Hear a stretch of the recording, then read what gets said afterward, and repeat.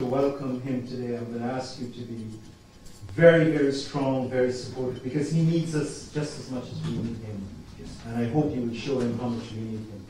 Sisters and brothers, the God gave unto me my God, not use it anything.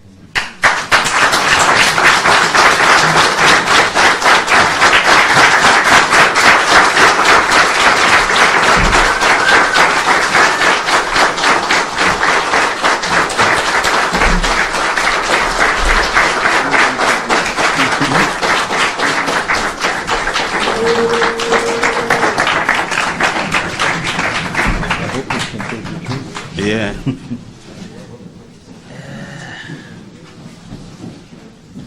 Sorry, they got to sting out on the left side. Maybe. Yeah. Maybe the other one. Okay.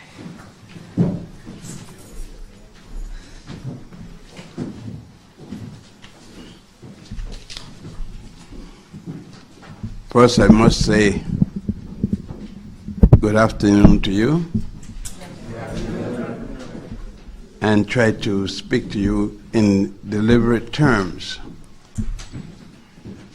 I've just returned from Africa Friday, and I excuse me for not pronouncing Africa the way you may do, but then you're a little more articulate than I am.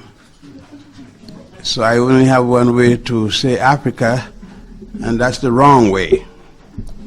Because I don't care if you spell it with a K or Q, it still isn't proper. The continent of Africa was called by the Greeks. As far as I can research, Alkebulan would be Ortega, Hesperia, Amonis, Libya, Ethiopia. Those names were all used before the name Africa. So I will say that for everyone using them, he or she must have had his particular reason for using them towards the continent. I can't find a way in which the continent was called by the people before the Christian era, except those names that I have mentioned. And in all cases, they're all incorrect. Incorrect because the African people never called the continent a particular name. If you want to say the time of the Christian era or the Common Era, they called it a particular name, I can go along with you, and then we can use Africa. Since there isn't a particular name before the Christian era or the Common Era that the indigenous people of Africa has used for their continent, I will continue to use the word Africa, whether with K. If you want it with a K, I will oblige you. And if you want it with an A, I will do likewise. In either case, you're still wrong.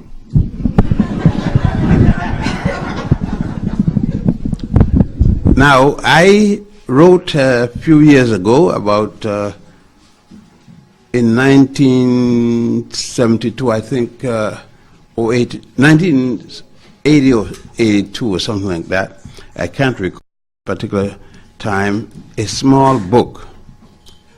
And the name of the book was the, if I can recall correctly, it was Cultural Genocide in the Black and African Studies Curriculum. The book, to me, is today as relevant as it would have been when it was written. We have not turned the corner, whether bad or good, against the writings in that particular book, so that if I had to write a book today on education, I would take the name of this book, change the dates, and put it out there. The funny thing, I wouldn't recognize it because it's so current that it will be accepted as a new book. But let me highlight some things about it and detail others. That book was written because there in Brooklyn, there was then with Rudy McCoy and a number of people, including Malcolm's wife, Betty, and I say that with a due respect to her. I want to make that sure because a number of people find to criticize Betty in a very disastrous manner. I can't join them because my knowledge of Betty and respect for her goes beyond that point. So I will not join. That doesn't mean that I disrespect those who find necessary to criticize in the manner in which they do. Betty has since earned a PhD. I don't know, that could be designated quite differently than it really is. For most people, it indicates a bachelor's degree and a master's degree, and as I said before, the PhD, but I can interpret it different to mean bachelor's degree. You know what that could stand for. With due respect to all of you, it is bullshit. I know I got it, so. And the master's degrees is more shit. And the PhD is a lot of shit piled high and deep. Now, I do have respect for it because it's a degree given by the master. When you have a master, you must respect your master because at least your master must have something over you in order to hold a position.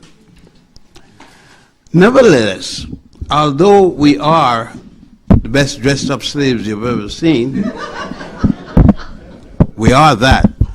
I mean, you would detest hearing that you are slaves, but then what are you? By virtue of how we submit ourselves and who rules us, we must be slaves.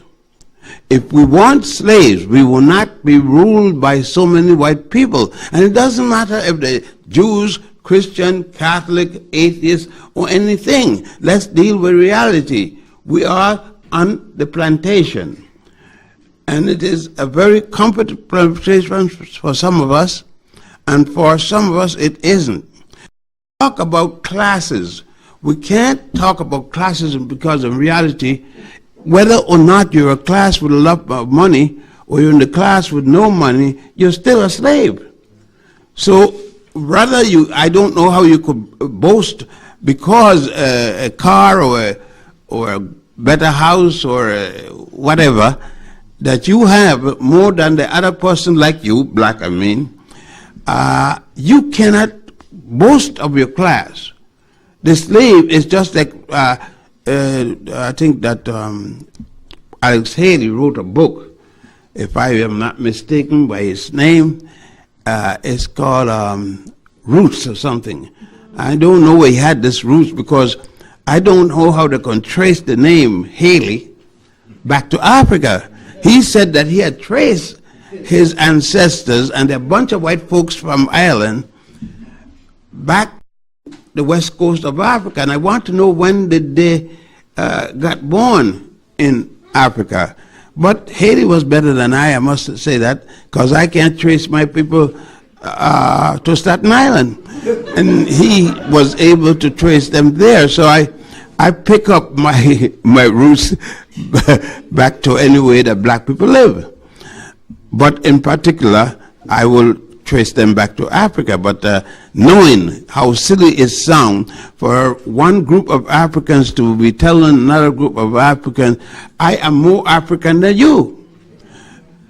It used to be a time, and I must admit this, one of the errors that Mr. Garvey made. And you know, some people, we speak of Mr. Garvey as if he didn't make errors. He made blunders, major ones. One of the things was to cause a fight between a black-skinned person who was light and black-skinned people who are dark because of Du Bois. We don't need to ask if Du Bois was light because we must be poor sight not to know that he was. But one of his remarks in response to Du Bois insulting him was calling Du Bois a crazy, mix-up, almost white. Now, what do you mean by almost white? All of us had somebody in our family been raped. I'm using the word advisably, but I don't care how black you are in here sitting down. You had some white person been messing with your family. I don't care how light you are, or how dark you are, or how middle color, if you want to call it. You didn't escape. It was impossible for you to escape. Man, that's why I said there is no reason that all black people shouldn't hate all white people.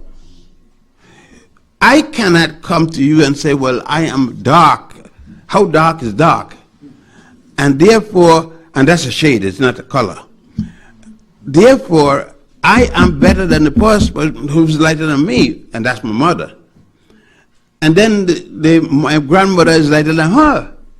And then if I look hard enough, if I could find one, I might find one much lighter than her. And then I look at another white family, black-white family, over there, and make a comparison. When I am finished, all black people that recognize the fact that they are black, I cannot turn down one of them as my relatives. So we want to be clear, because I'm hearing today, especially now on the TV again, about the different characters on TV and how white one is and how black one is, and all of them are had, excuse me please, as niggers. Let's get it down. That's the way the white man see us, and he hires us because he needs us. Only when he needs us is he going to hire us. And then we, fighting him, fight ourselves. With fighting ourselves, we weaken ourselves, and for each person that we fight in this matter of identification, we are less strong. So I said, every black person who identifies himself as a black person and wants to live as a black person is a black person. And I'm not going around with a torchlight looking for light-skinned black and dark-skinned black and all kinds of different blacks like in that kind of thing. Garvey did it, and that was a mistake. It was many mistakes that he made, and I wish to, for instance, the mistake that only Christians could be members of the organization. You could not be a Muslim and be a member of Garvey's UNIA. Nor could you be. Ford is a good example. The man that wrote the UNIA's motto that they had, Harold Ford, left here and went to Ethiopia. Why he left was that Garvey forced him out of the organization, and the only problem Garvey had with him was that he was Hebrew and refused to give up his Hebrewness. I was once Hebrew, I was born in it, as my mother and as my father. I give it up. I don't have a use for it. I don't have a use for any one of them. Christianity, Judaism, Islam, they're the same junk. All they do is take money from me either on a Sunday, Christianity, on a Saturday, Judaism, and a Friday, Islam. That includes Farrakhan. I mean, let's talk. I mean, I know a lot of you ain't gonna like me because I hit your man, and that's all right. That I don't mind too. I don't mind you not liking me. I'm not here for love. I get a lot of that in the house. You can ask Gertrude, and why don't get All right. Now, we get ourselves clear. With that understanding, and I must say, I wouldn't have been able to write the book before that time because I was confused. I was confused believing that I was Hebrew, and to be Hebrew was something unique because I believed, number one, that the Hebrews had built the pyramids, all the craziness about it. I had gone to Africa, to Egypt in particular, long before, but I returned and still saying at that time, the Hebrews built the pyramid. Excuse me, you may not understand me. Jewish slaves built the pyramids. And I used to say too, thank you very much, cultural genocide in the Black and African curriculum. Here's a copy.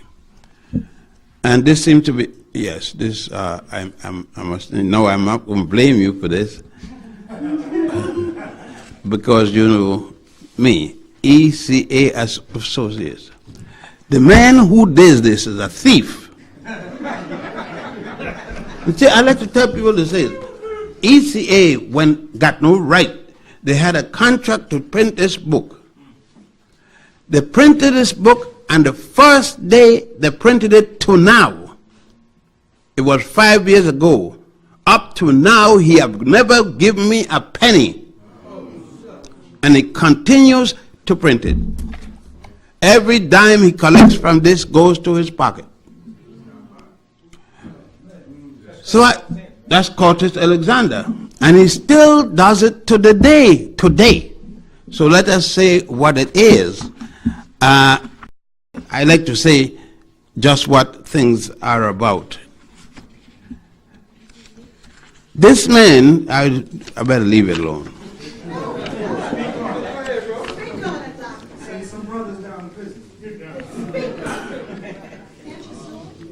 Yes, I can sue him. I can sue him. I can do a lot of things against him. But I tell you what I have told people and the way that I'm going to continue. I never had much, even when I was a young boy with my father, who was an attorney, and my mother, who was a midwife.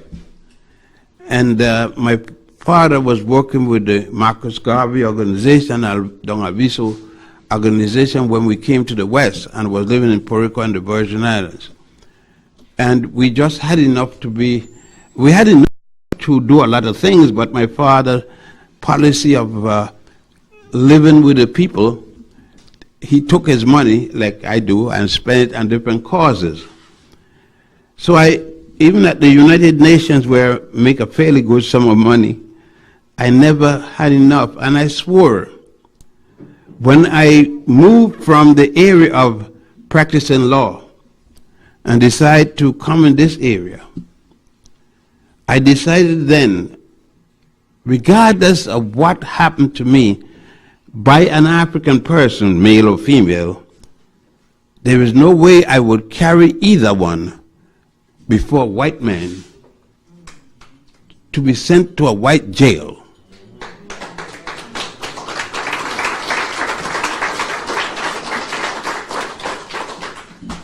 So that is the only reason that keeps him from going to jail, and he continues to print it knowing that he would not be sent to jail. Nevertheless, let us start this work, as we were saying. I'm going to pass all the things that he's supposed to do that is supposed to be new. But the book is dedicated to Tari, Eli, Dor, Seti, Alkeb, Ru, and Natal. Tracy, Eleanor, Dorothy, Selwyn, Ruth, Naomi, and Ruth and Naomi are my twin daughters. They are about 44 years old. My adult children and their children, my grandchildren, all of whom have Nile Valley names, present the cultural future of Mother Al-Kebulan, and I got Africa, away from home in the diaspora in the New World. There are a number of listed names here. But what was important to me most of all were the teachers at the time. The white teachers were fighting, listen to this, for black students against black people who allegedly was equally fighting for the same students. The white teachers maintained in Ocean Hill, Bronxville, that they knew more what was beneficial to us than we know about ourselves. And a number of us joined together to struggle against Albert Shanker, who needs to be struggled against still now, and a number of the white teachers, most of whom were Jewish. I want to make it clear, Jewish or not, a white man is a white man is a white man is a white man. And the best one of them is in the local cemetery.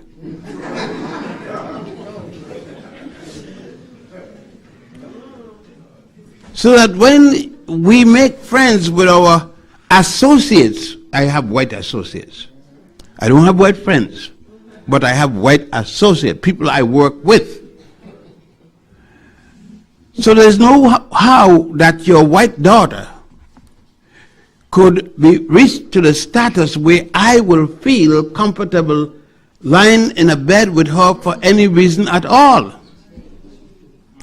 Because what she could give me, if possible, I could get 1,000 times better in another bed with a black woman.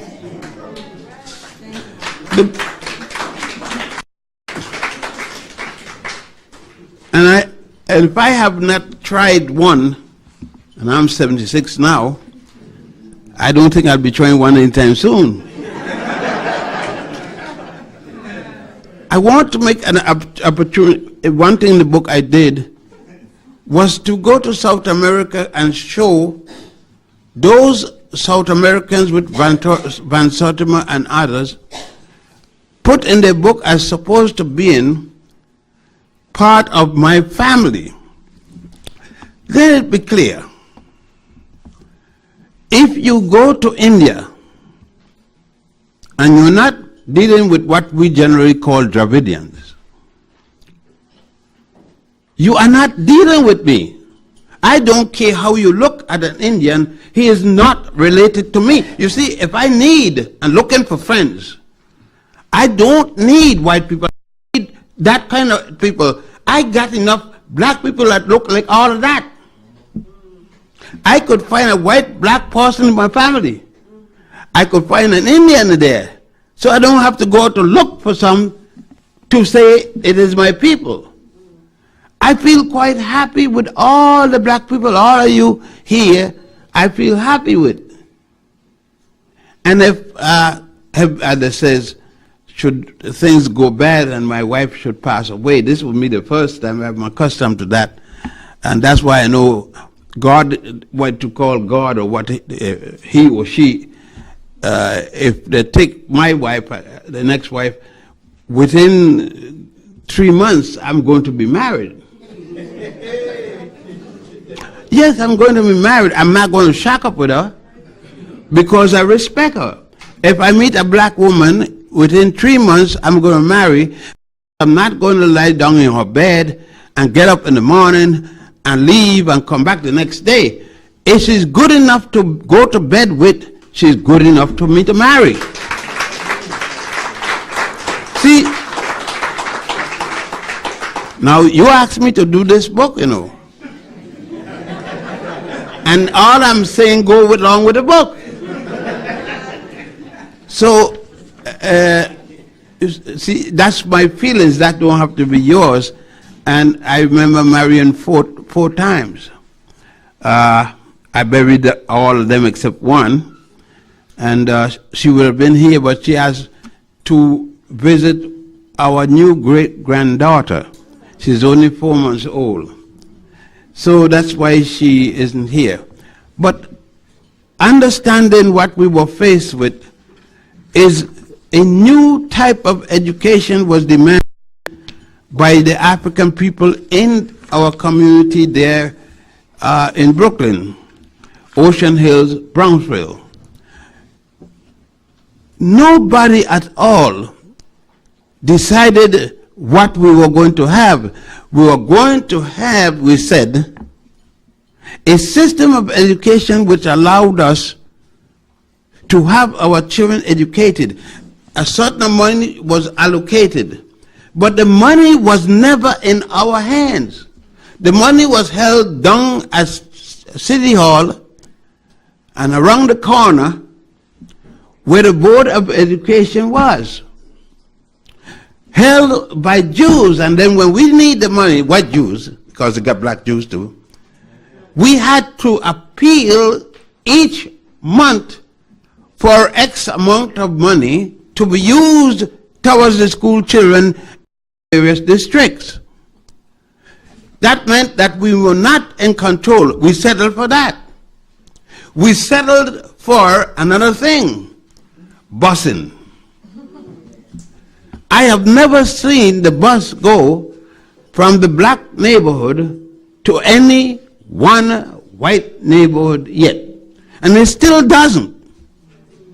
The black bus starts in the black neighborhood and goes to the white neighborhood. Up to today. That isn't integration. Integration was if the bus pass each other. One to the black neighborhood and one to the white neighborhood. If the integration meant that much. And now you satisfy, you got integration, you don't have a damn thing. You have the bus going to the black neighborhood into the white neighborhood, regardless if the driver is black or white. You have something that proves your inferiority. You go to the white neighborhood and then tell me how much more educated your children are. As if the white school is better. What you have gotten, the same curriculum you had the day before. The curriculum before teaches 3 religions and primarily 2 only, Judaism and Christianity. Now it's gradually taken in Islam. But in what 3 of them, I don't care if now you're going to say that Jesus Christ turned black. He finally got a black paintbrush and paint him. Like in Poland, the one the Pope goes back to. They said that it was a fire. The candles lit the curtain, the drapes down.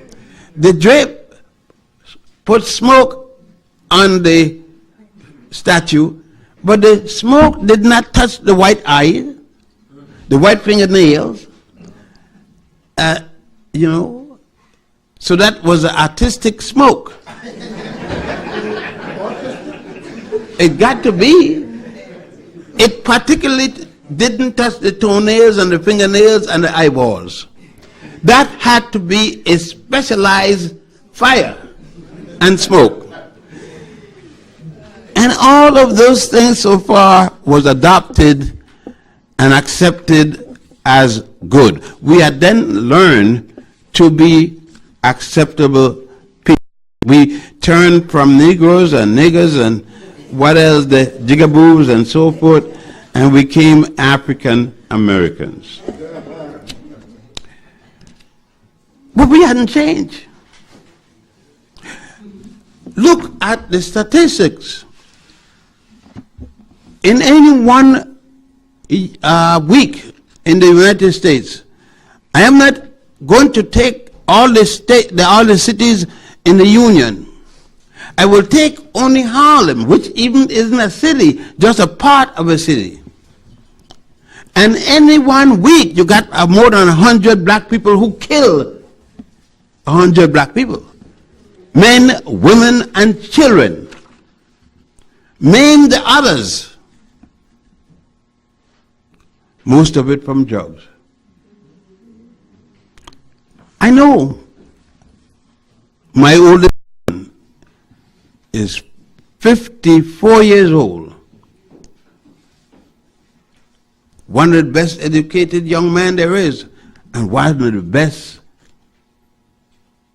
addict there is. He can tell you the taste of every drug there is. But he's got that education. But he got smart up at Columbia. So smart that now he is an addict. And once in a while, he knows his children. I have to support them. But he's smart. Very smart. You said he went to an integrated school.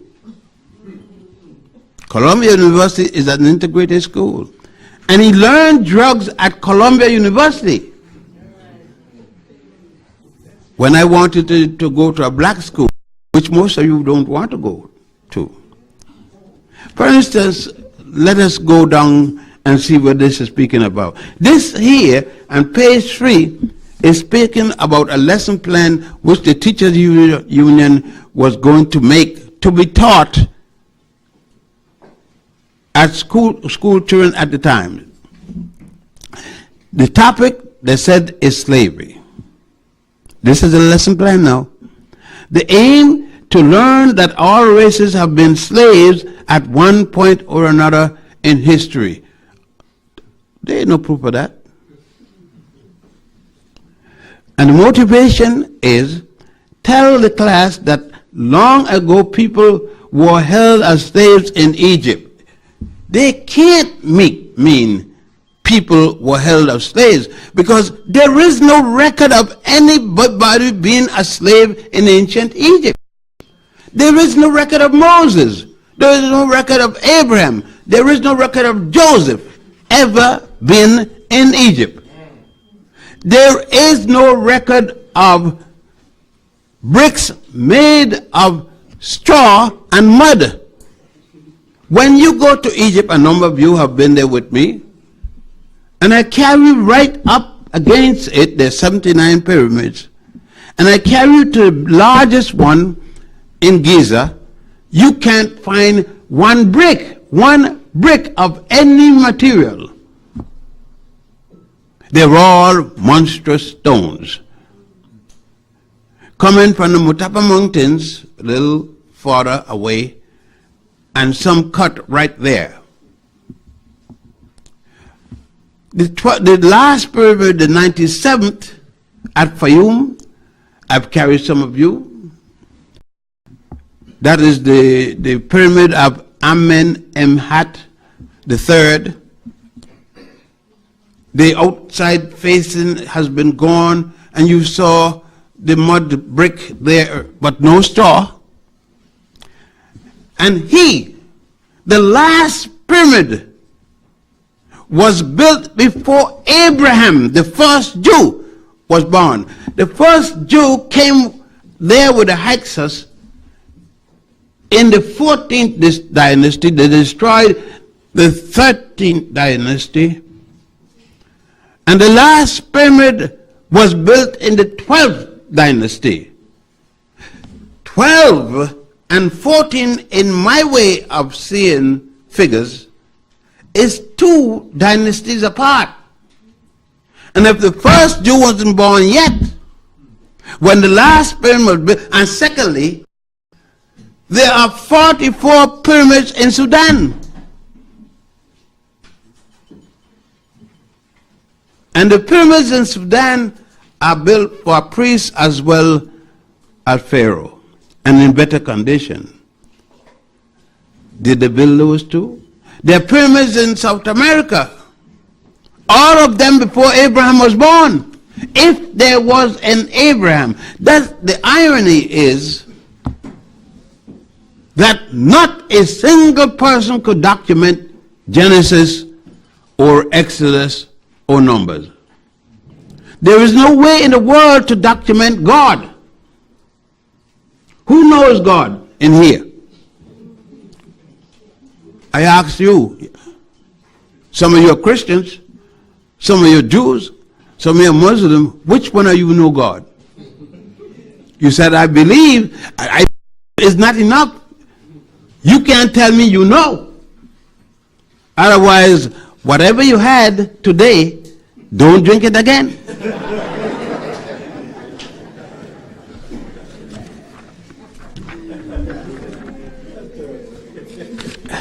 Yes, I just want to show you. If you know God, you got to tell me where God live, who's God family if you know, who's God wife, because God can't be his wife without a wife. Look all the children he got. And these is only a little bit. See, don't count me in them, but I mean, you all, you know, if you know God, you actually got it down. But I don't know God. See, I know my daddy. And seeing how other people were made, first thing is mommy. That's another thing we got to get straight here. See, my first person I got to look to is mama. Daddy was good till the day he died. He's a good brother. I'm not one of them Negroes that they had no father. See, I know I had a father. My father did my mama, but good. And he, at least a man was. But mama gave birth to me. See, I got no birthday. I'm one of the few people in here don't have a birthday. My mother had a birthday on December the 31st, 1918. My father have never had a birthday, not that I know of. My mama had a number of birthdays. And I kneel down in front of her and place my head figuratively on her womb once a year. That was the day of her birth, the day of birth to me. That was her birthing day, therefore her birthday. Let's go on. That was the way in which the teachers' union started. They continue to go further in the way of explaining this situation, and that was to make me feel happy to be associated with quote-unquote Jewish history. At that time, they did not believe, or at least these white Jews in America could not tolerate that there were such thing as black Jews. And so this continue by saying, have the children locate Egypt on the map. So there were no doubt they meant in Africa. They located Egypt in Africa. There's the only place you're going to locate it. And with determination still insisted that Egypt was not in Africa. Procedure and points to emphasize. This is another heading. Tell story of Jews in Egypt. This is not a Jewish story. This is nothing for Jews. This says here, cultural genocide in the Black and African Studies curriculum. Why can't the Jews tell the story of black people without having to connect us with it? We were here when they weren't. Africa has been there and known for at least 10,000 years without dealing with the archaeological finds. Speaking about the time when the African was using the solar calendar. Then they refined that to 4100 BC when they was using the sun calendar. And still the Jews were not here. The first accounting we have of them is 1675 BC, the 14th dynasty. Reading it. Tell the story of Jews in Egypt and of the custom of slavery in the ancient world as described in the background, which I had just read before you. 2, relate the sufferings. This is Jewish. This is black people. Relate the suffering of the Jews as written in the Bible to the suffering of black people under slavery. I want to ask, why should I be related to somebody else when I'm enough suffering in America still being active to relate it to. I didn't need them to relate it to, but nevertheless, we keep on. Discuss the meaning of the words Egyptian, Israel, oppressed, and Pharaoh. Now, what does Egyptian, Israel, oppressed, and Pharaoh would have to me? Even if it was enslaved, it didn't enslave them, I would have been the enslaver. If Egypt, the people in Egypt enslaved them, the people in Egypt was like me. They were speaking about my being the slave master, because it would be no white had gone there yet. The first white people, you see, were the access to come into any part of Africa, Egypt in particular, and they didn't come there until they broke up, destroyed the 13th dynasty and start the 14th. So there would be no white people. Greece is not around. Rome is not around. And they told me that's the first two white countries in the world. And they told me that Romulus and Remus started Rome. Huh? All these lies that all of us in here have been taught, and most of us still believe. They're lies. But let's keep going. Sing, go down, Moses. Go down where? Tell class the following. Legend has it that this song is written about Harriet Tubman, the heroic engineer of the Underground Railroad, who led hundreds of slaves. She didn't leave slaves. She left Africans.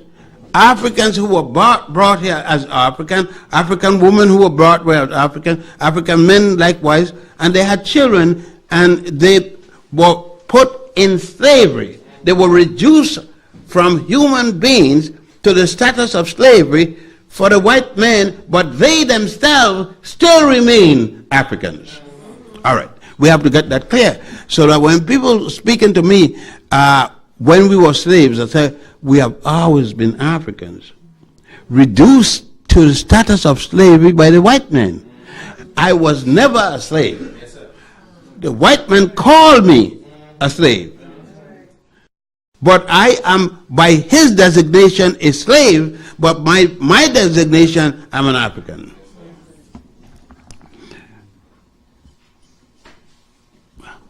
The heroic engineer of slaves, freedom to Canada. The slaves felt that she was God-driven. Now I wonder which God that is. And they call her Moses. If they call her Moses, they're a bunch of jackass. And if she accepts the term, she's a bigger jackass. I mean, I respect Harriet Tubman, get me wrong, but if she accepts that title, then she was today I was watching a TV of Jesse Owen. I have never seen such Uncle Tom in all my life. And I don't give a damn who he was. It was Uncle Tommen. And they were kicking him, and each time they kicked him, the more he was praising the flag. And the man who was working for the tax department, equally black, was trying to get him understand. And when he was called, nobody called me, he volunteered to go down to speak in Mexico to the black athletes who had raised their hand, their fist. He went there to speak for every bondage who was a Nazi. See, I mean, it was sung, the Black Regiment in Civil War. And since that time, it has become a song of the whole world. The whole world don't sing Go Down Moses. That's the damnedest lie there is. Only place that sing that is those who become knowledgeable of it caused by American influence. They didn't used to sing Go Down Moses in Japan. They didn't sing it in India and another place like that. That's a damn lie, but these are teachers. And it give you from Folk Song USA by Alan Lomax. They couldn't find a black man who would have, well. Now number 5 and the last one. Ask. I'm glad at least they're begging somebody for something. Why did these lines mean to the slaves? Why can't he say to the Africans? Go down, Moses, way down in Egypt land. Tell old Pharaoh, let my people go. I asked the question, who is Moses? Harriet Tubman? Where is Egypt's land? The south. Who is Pharaoh? The slave owner. Why not the President of the United States, who at that time was selling slaves? Why can't we put things equal? It's just like saying, I saw a white man and a Negro. One is a man. One is something called a Negro. You know that one is a man. What is the Negro? Is there a little girl, a little boy, a big woman, a big man? What? It's like you saying, like I'm hearing in the subway now, I saw the nigger, man, the nigger throw it over there, and the white guy. That's the type of conversation our young black men are having on the subway. They cannot distinguish that the two does not apply. You don't have a group of mango, banana, potatoes, and therefore I got potatoes. Let's go. That was enough to start the writing of this book. And I started with it because it was profoundly written, and the person that wrote it know. They knew at the time just what they was putting here. They were writing something for the Jews and not for the Negroes. And this was put out by Albert Shanker's Union. I challenge it. Slavery. The black people were not the only ones who were slaves. Many different people were slaves long ago. Some were whites in the United States. There are many of us don't know that they were slaves. In the state of Massachusetts, if a white woman married a black man and had a child for him, the child was reduced to slavery and the mother. She lost her whiteness and she was listed on the blacklist. In many states, the South had no segregated laws before the North. The segregated laws started in the North. New York City, you couldn't ride the trains, the streetcars. And they had laws to that effect. Whereas the South couldn't have them because you were working for the master all the time. So blacks became, under those laws, slavery. The so-called Reconstruction period. This book is fantastic. Now let me read. If you got your Bible, take it out. Because I'm going to be reading from the Bible. I am now in Numbers. I'm reading from the ordinances. Chapter 1. And I'm going to read. You see, I'm not young like you, but I can't read with glasses. Now these are the ordinances which you shall set before them. This is your Bible, your Bible. When you buy a Hebrew slave, he shall serve 6 weeks.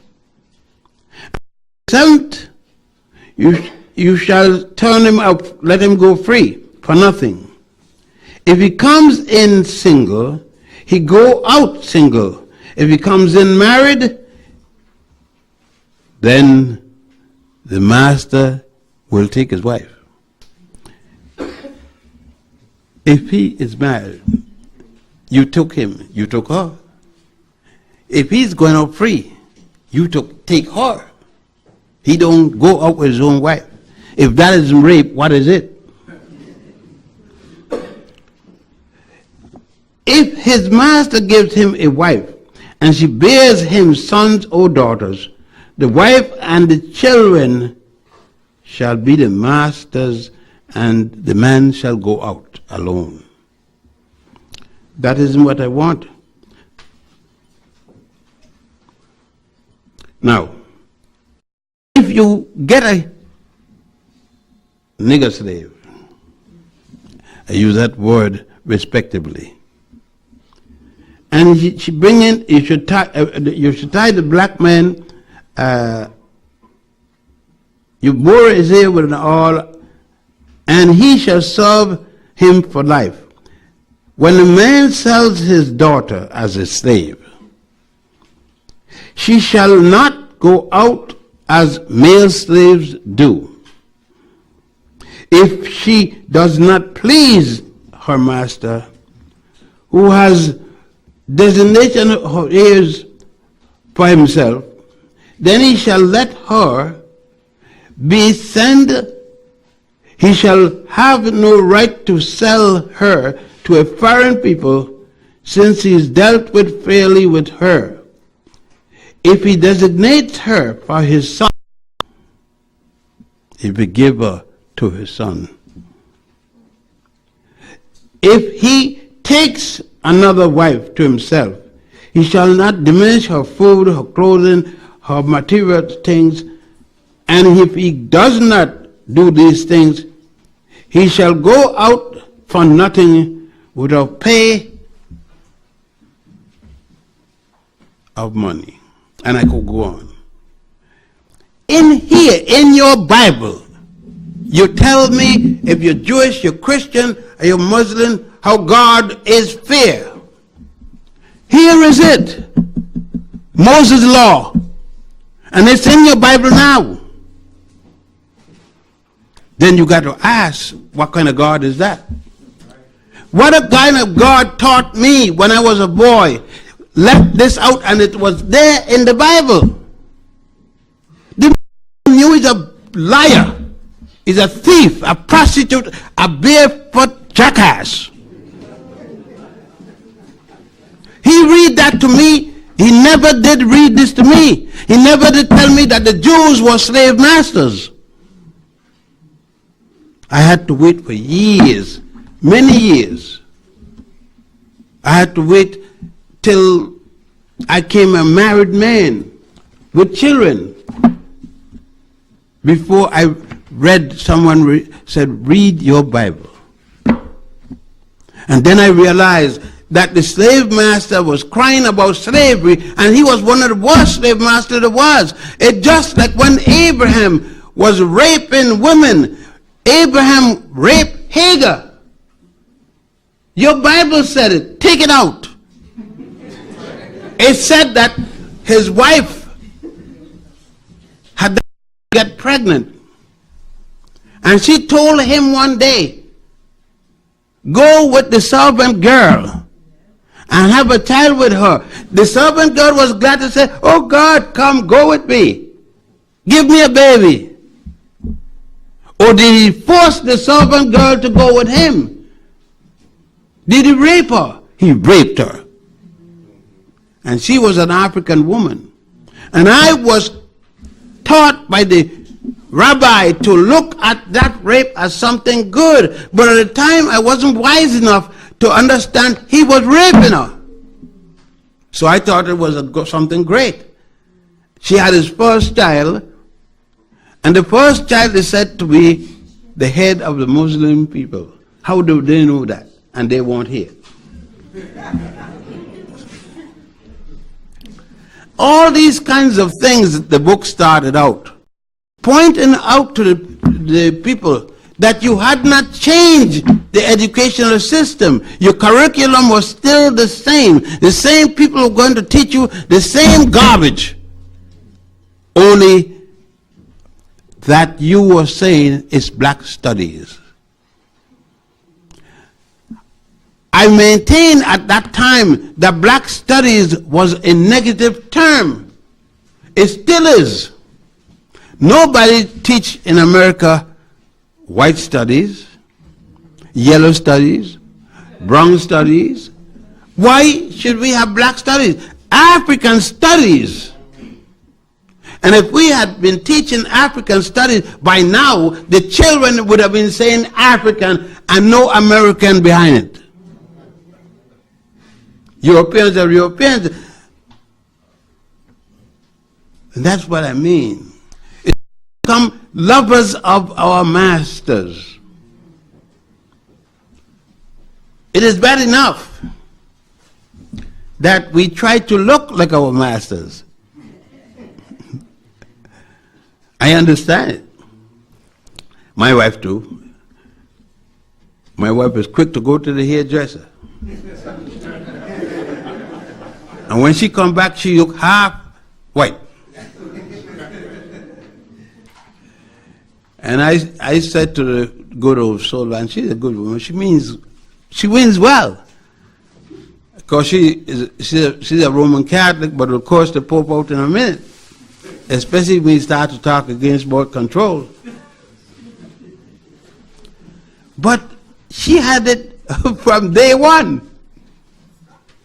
She was a St. Agnes girl, a St. this girl, and all kind of different thing. And between the nuns and the priests and all of them in St. Croix where she was born, then she joined and became a nun herself. And she didn't lose all her faculties, but she did lose some in the process. I had to understand, but I tell her, Gertrude, she did quit. And after she quit, I went and talked to her and tell her about marriage. I want to marry. We were nice friends when we were child. She was going to the Catholic school, and I was going to the public school. And I had talked for her and tell her how I feel about her. And we didn't get together. And she went and put that stuff in the Catholic church and put it in the convent. And I got married umpteen times. And waited for it, and I saw, and then I met her at 14th from St. Croix, Puerto Rico, and then met her in 14th Street, and she didn't have that kind of habit. And I said, Gertrude, I still want to marry you. And she said, who are you? And I said, you don't remember me? I'm the man who's going to relieve you of that thing that you've been carrying so long. And she said, who you are? I said that my mother's name is Julia. You remember Julia Johannes? She said, you here? Said, you got your bad stuff. I'm married to Jesus, said, but he can't do what I could do.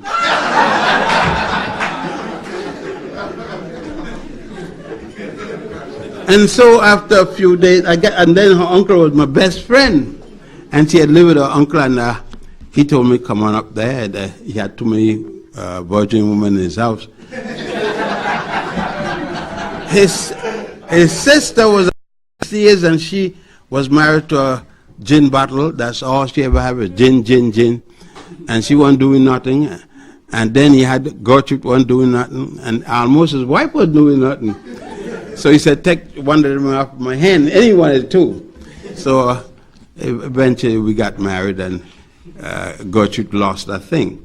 But but this was just one of the incidents of a period of time. This kind of preparatory work for black studies is no different than when you go down to the section and anthropoids.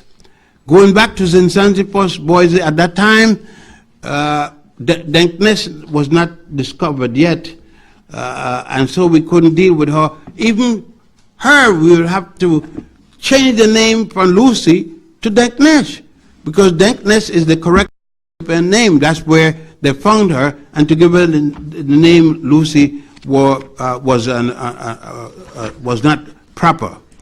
In the book, you're dealing, quote unquote, with the Falasha Jews. And I must stop here. Falasha is a misnomer that is ugly. But again, since the Europeans using it now, at first it was given to us. I live under it. I lived my first 6 years of life being called a Falasha by Ethiopian Christians. I was called a Falasha many days and had to walk off the 1 or 2 sidewalks that they had. A Falasha is a name, in translation would mean don't hate me. It would mean stranger, foreigner, untouchable. It was a most horrible word in the Amharic language. The name that we use officially to ourselves was Beta Israel, children of the house of Israel. That too was bad, but it was used by every Jew who didn't want to use. And then the Jews themselves call us Falasha. Remember, we are black. We are black Jews. And there are black Jews in India, the Kashim Jews. There are black Jews all over the place. You didn't know it. There were black Jews in the Caribbean. Their tribe, dealing with us, and practices Judaism according to the law of Moses. Now this is Falashas, as they were called. In Israel, before the 9,000 was brought there. These are here from the time of the destruction of the Second Temple. But you had never seen one in the Daily News, the New York Times, the Mirror, dealing with Israel from the time of the Balfour Declaration and from the time of the so-called independence in 1947. Yet the Falasha had put to the Israeli parliament, I forget the name that's used, as a president, I'm going, before I finish. And it was rejected at different times. But yet, the Hebrew people at home started to use the word Falasha and accept the term also. Because you see, when your master got power, you will accept whatever term he placed you under, today or tomorrow. And this was them returning to Israel before the big war, the latest war with the Arabs. So there you see black Falashas from Ethiopia. They were known. They were known, not only known, but it had been accepted quietly that the Falashas come from the original Jew. And many blacks were bragging about it. I didn't brag about it. Because if the Falasha, using the vulgar name, was the first Jew, he was still a bastard like all the Jews, like the white Jews. A bad Muslim, a bad Christian, and a Jew are still bad. The religion don't make them good. So if somebody mistreating you under the title of a religion and he's black, he suddenly don't come good. Like some people are trying to tell me the Muslim is my ancient African cousin. How it going to be when there was no Islam before 622? No Islam. Nobody used the word Allah before 622 of the Christian era. And we have to be careful of this. People trying to make us accept their validity by telling us they're one of you. They were original you. In Africa we were so. Like Alex Haley tried to say that we came here, our name was Kente Conti. And we were Jew, we were How we were Muslim and Jews eating pork chop? And both they were eating pork chop. See, the lie caught up with him. And these are the things that we do not want to deal with distinctly. Again, in the book, I dealt and wrote of Nefertari, and a man by the name of Steve Harvey is going to attack me about Nefertari, and to attack me, and that wasn't what he wanted to attack. He wanted to attack Akhenaten, Amenhotep IV, because I had outlined. You see, if you accept Akhenaten and what Akhenaten had taught, that there is only one God, and Akhenaten was long before Moses. Moses is supposed to be in the 19th dynasty, around the time of Tutankhamun. Akhenaten is long before that, in the 18th dynasty. You can put the two together. And he taught of a one God by the name of Aten. Before the Jews came up, not with one God, a God above other gods. The Jews' God, they said, thou shalt have no other gods before me. That is not monotheism. It is acceptance of one God above the others. Not one God. The others could be here, but they should not be rated before me. You see, it's hard, it's a very subject, because our people have not been removed yet from religion, this Western form of religion. They had religion of the whole. You had Yoruba, you had Ngai, you had, these are some of the names are going to sing, Unkulunku in South Africa, and all these different gods. You don't have one of them hardly practicing. And you will be mad with me because I challenge your Western God. And your Western God just come yesterday. And I am bringing to you gods that we have used. We have used all kinds of different gods in different countries in Africa. Africa, you treat it as if it's a country. Africa is a continent full of countries with different types of laws and behavior. Some of you wouldn't accept, I wouldn't accept, others you would accept. It depends on your own thinking at a particular time. So dealing with this book is a very hard thing. He is claiming, he wants to say that Nefertiti was ruler over Akhenaten, and it couldn't be. Then in it he is complaining of Akhenaten.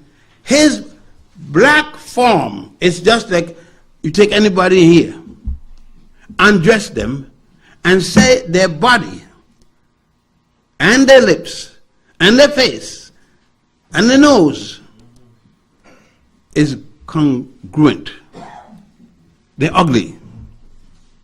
What it is that make them ugly? Well, they look like you and I. But then you and I are ugly. Even though we win in Miss America's pageantry. But they're not honest about that. When they take a black girl, like they take a white one from Jamaica, Miss Jamaica is a white girl. Last time, this time it's a black girl. And you put her up there against a white girl. Stop. Ask yourself, what could she win? In good reasoning, use a white girl, any white girl, and take any black girl. You can't be judging on the same basis. They're two different people and two ethnic groups. One must automatically win because she is there under standards set up by the man who running and had to lose. So you know it was set up. You know for her to win, somebody had to be lying. Thus, when the white woman, Williams, won it,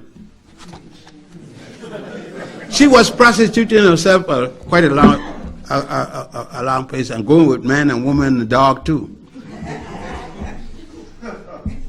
Blacks started to complain for what? When I was up at Cornell at the time and the students come, Dr. Ben, what are you going to do about it? What are all you black professors? I said, not a damn thing. She said, but aren't you going to? I said, look, I don't going to do a thing. I come here on the airplane, and that was enough things to stay in a plane with a white man at the wheel. Enough. But you heard what he said about his sister? I said, I would have said the same thing too. If she went to bed with a dog, she went to bed with a dog. And if she went with a woman, I wish she did many a times, she went with a woman. She's no damn good. The students became very angry with me, and some didn't speak with me for months, until exam time, of course. I know they were going to speak. I know they were going to speak with me. But then I broke it down to the students.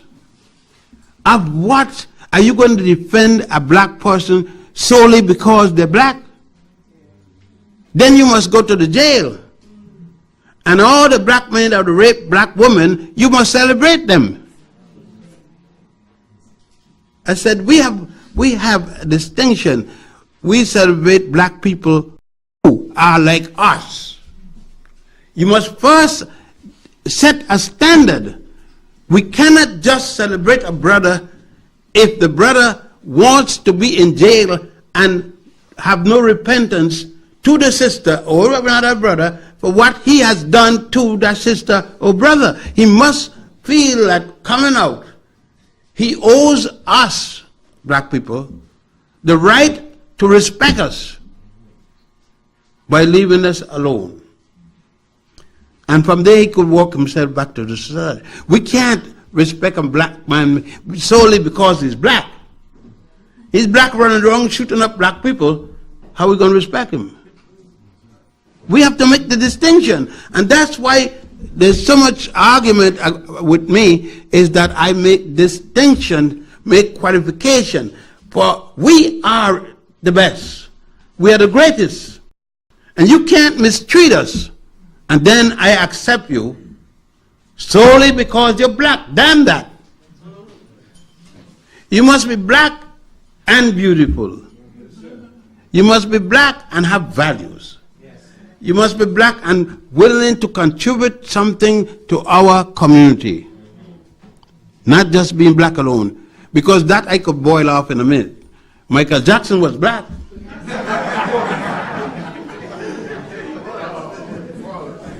You see, this is the thing. I know I'm not going to bore you much longer, but I got just a few more things and get a chance to question me. But you understand, the analysis that this book, particular book, made, and it touched on Adolf Hitler, and I said, there was nothing with Hitler. Listen carefully to what I'm saying,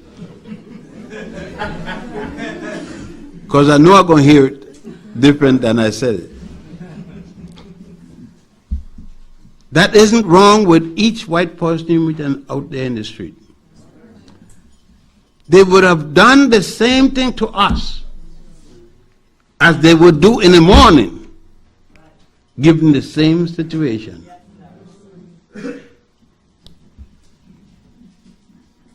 Adolf Hitler was a Christian, a highly honored Christian. He gave the Iron Cross to those who was his favorite. Adolf Hitler burned Jews. He burned blacks who was anything. He did to Senegalese shelter them, has cut off their penis and let them live. But how many whites here who would not do the same thing? Even now, today, this day. So I said, why cause Adolf Hitler? And the statement that he killed 18 million Jews, he killed 18 million people, of whom some were Jews. He killed Christians, he killed atheists, he killed faggots, he killed lesbians, and all them kind of people. And I don't say excuse me for faggots. There's no excuse. He killed faggots. That's what he killed. I read a Jewish book, and it tells me a faggot is a man who acts like a goat, and give up sex like a woman. I don't know what it means, because any woman that gives up sex for her behind, she's in trouble. A faggot has nothing to do with a woman, period. He acts like, but he can never reach the quality of a black woman. So I'm very particular with that, that to let the world know, that goes for you brothers, that you don't beat up on the sister, because the sister is the mother of your children, or at least some men's children. And I wouldn't have liked my father beating on my mother, otherwise I probably will have to put a period behind his life. But he didn't beat my mother. I thank him for being that generous. He was older, and I go along with that. He was 27 years older than my mother. And she was a pretty succulent thing. Tried to be a midwife, and he had lost his first wife. So he really, under circumstances, it would be a long thing to discuss how he and my mother met. She was running from him backwards, and he caught her and everything. But anyhow, this is the reflection of the book at that particular time. And I said to you, nothing has changed. I then went to Egypt. I had had enough by then. I had started in 1957 to carry, as early as 1957, to carry people to Egypt, to study, to visit some of the scenes. So I was quite aware that much of what had been taught by my Hebrew teachers was incorrect, to say the least. I had dealt with Imhotep, Akhenaten, Isis, and so forth, using some of the Greek names and so forth, the Sphinx, other thing. I had dealt with Queen Tiye, that's Akhenaten's mother, and so forth. I dealt with the Pharaoh Tekken-Amen. These were another thing. During the Roman period, many Africans had become, Roman and Greek, become part of the royal family. Greeks had not, and that's why I tell you, be careful. The Greeks had not instituted what we call racial superiority.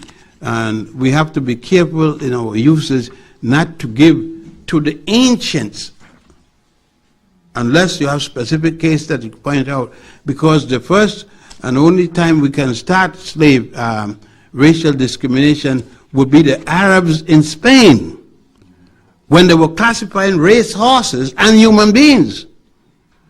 And that's the farthest back you can put the type of races that we are talking about with shackles and so forth. It must be done on a basis, just like people saying Cleopatra was a great black Egyptian queen. When?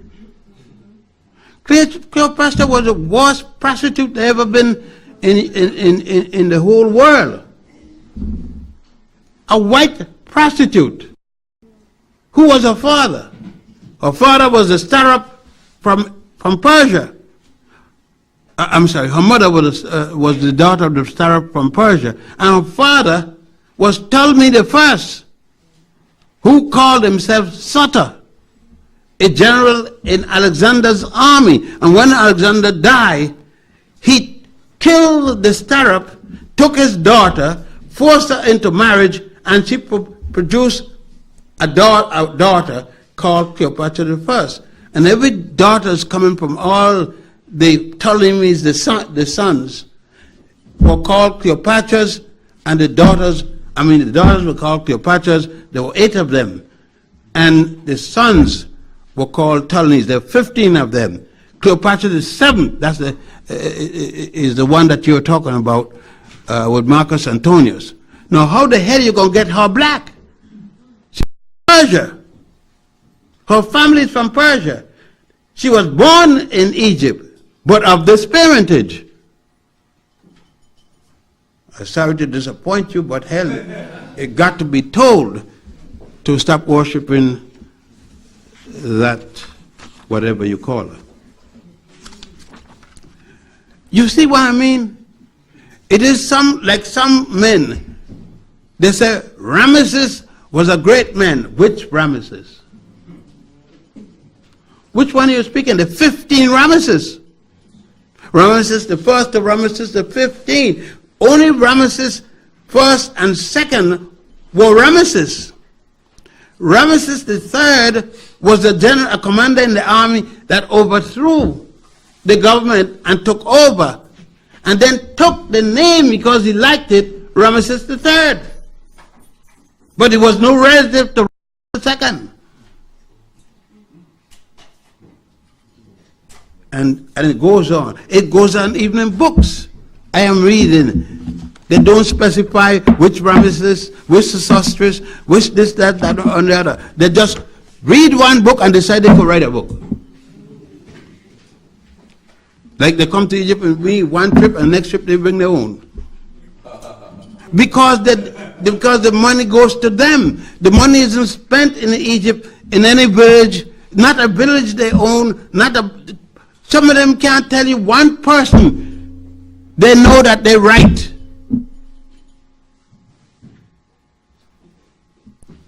They go to no place. Whereas when you go to Egypt, how you can go to Egypt and with 20 million Nubians, just take out the Egyptian, just deal with the Nubians,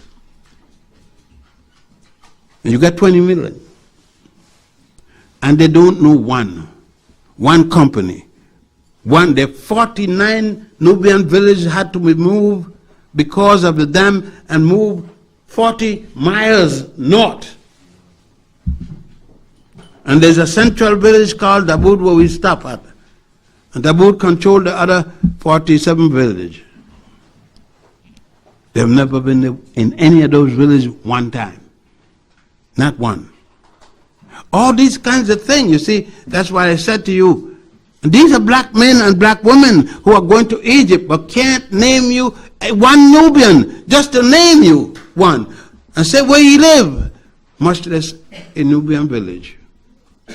They don't contribute anything. They bring in from Africa all the time things to sell. And they buy them for 50 cents and 90 cents and sell them here for $5, $25.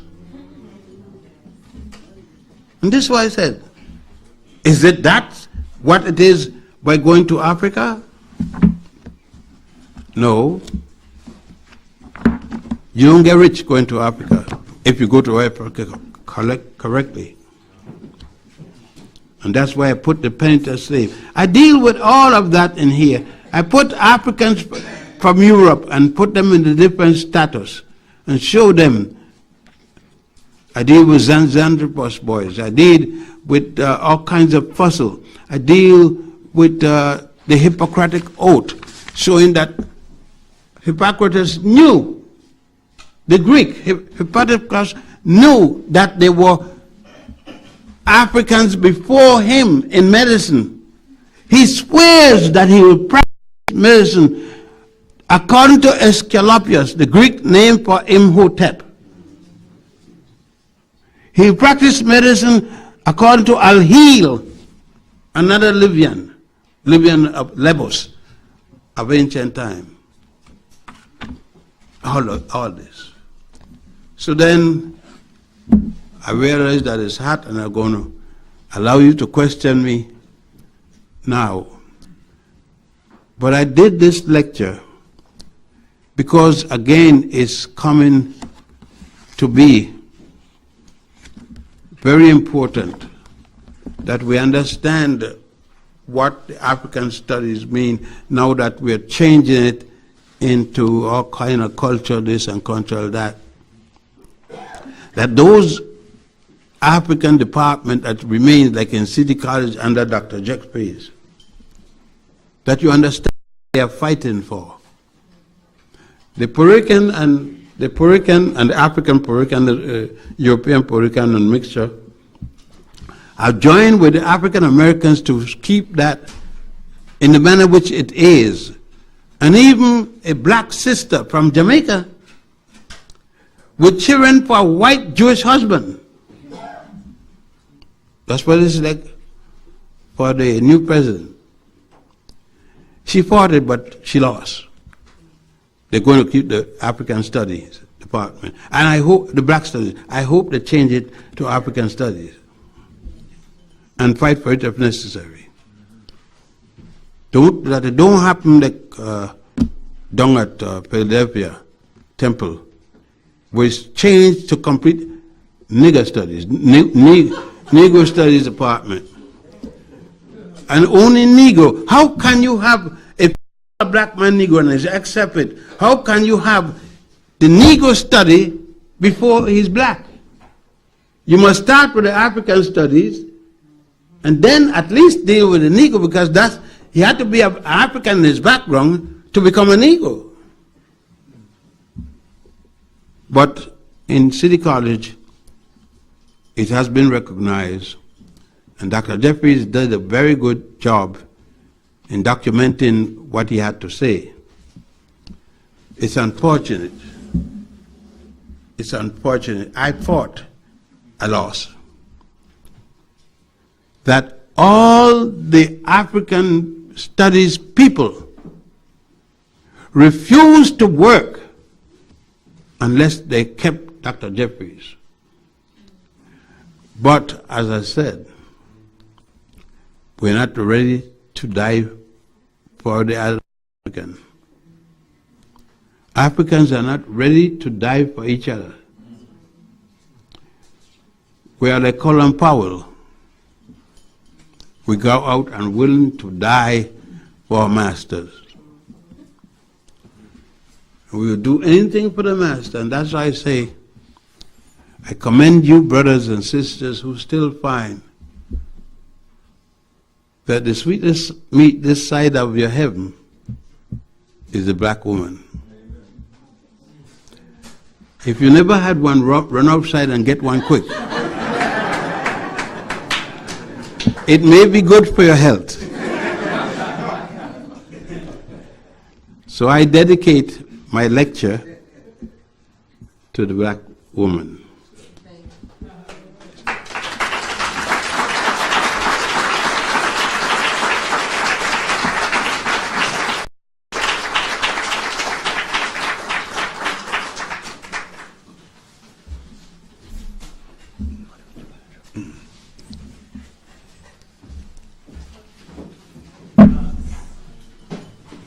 Thank you very much, Dr. Benny. Did you enjoy the lecture?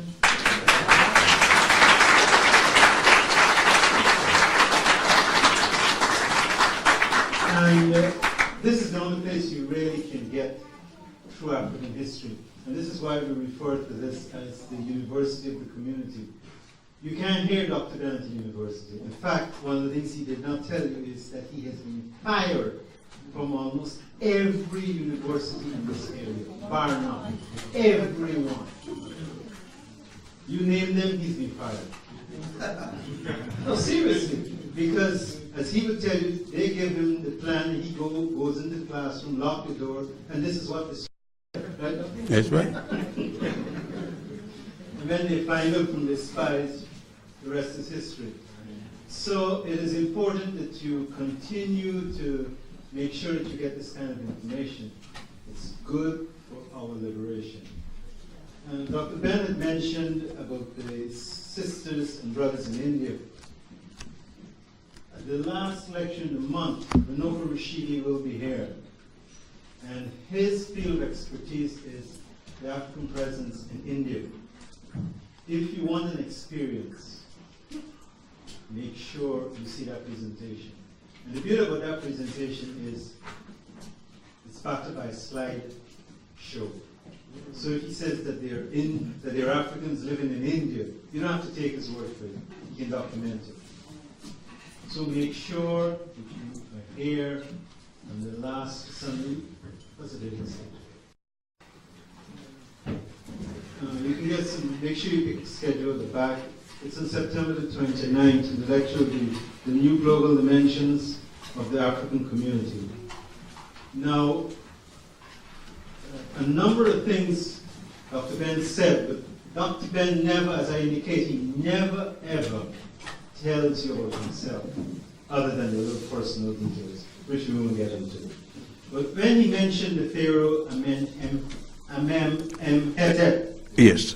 what he did not tell you is that you're looking at that Pharaoh right here. This is exactly what that Pharaoh looked like. So Dr. Ben has indicated he'll do the book, and I think this would be not self-serving, but it would be a glowing tribute to the African presence, the true African presence. Because if you listen to these invaders and these thieves, they'll tell you that the Egyptians were. But when you see someone looking like Dr. Ben, beyond any question, I think this would be a growing tribute to Dr. Ben, and I'm getting in touch growing, will be the resurrection of, he will be the resurrection of Amenhotep. Did I get it right? Amen. AMEN-EM-HAT, the third. Okay, the third. So, when is that book going to publication? I got to get my typist type it and that thing. This one is being readied. Okay, so we look forward to that book. And this will be just one of 30 plus books. Dr. Ben has about maybe a dozen books in his pocket. You never did bring out that one in the museum, the Cairo Museum. Oh, that's ready. We are waiting on certain monies. Well, certain monies. It's a long time you haven't made a tribute to Dr. Ben. We're not going to bust you this Sunday. But the next time he comes here, come prepared to make contributions. Because that's the least we can do. That's the least we can do. At one time, Dr. Ben was the only person looking like us that were doing archaeological digs in Egypt. You go into Egypt and you see the Japanese, you see the Chinese, of course Europeans, crawling all over the land, digging up our ancestors. And Dr. Ben was the only person who was there trying to get information from our point of view. So it's important that you support him and support his work. Earl, we just have Earl to... Religiously. And like religion that jam us up, that too. Nobody give a damn who wins. The Republican will set a Democrat as an ambassador, and will put the Democrat will put the Republican, and the Republican will put they're all in the same basket. Now what I got out of that, Fought against the last president, and he's doing the same thing right now in that place over there, Iraq. What makes him better than the other one? Nixon, all of them, from Washington down to Clinton, they're the same thing. and I just brought that out, and I hope sometime we can realize that even when we have differences with one another and stuff like that, even with the groups and organizations, The main goal is to get rid of you-know-who. That's right. And stuff, and if we can get off the papers of what somebody did wrong in our organizations, as long as that goes focus on Africa and stuff, we can actually win this. And stuff. That's all. Thank you.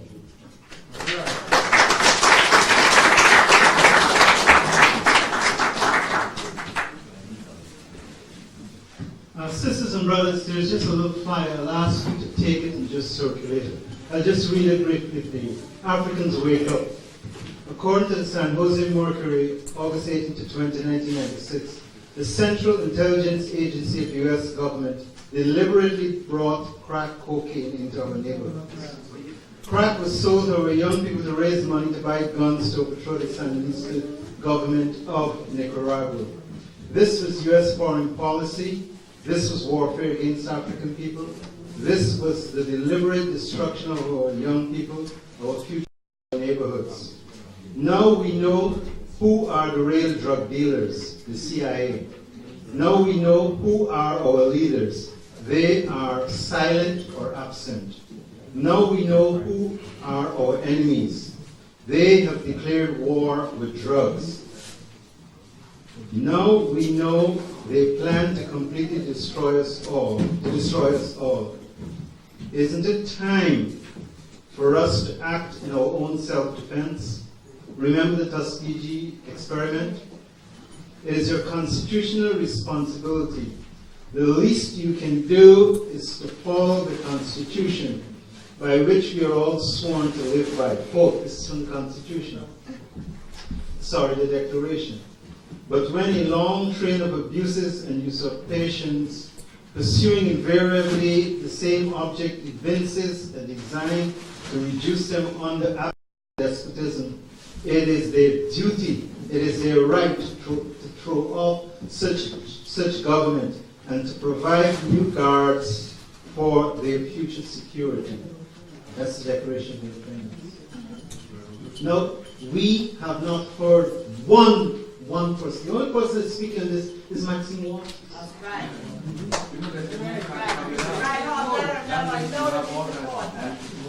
Jesse spoke on it. Who? Jesse. What did Jesse say? It was on the internet. It was on the internet. He did speak out. I don't have the internet, so he hasn't spoken to me. He spoke to Larry. No, but what I mean, this is document. You know, when we got up and say so, sometimes people walked out. People never came back to our lectures. They thought we were crazy. The evidence is here now. Okay? So kindly pass this around and see if you can find someone in the black. What's his name? Don King? Have you heard boo from him? No. You're not going to hear nothing.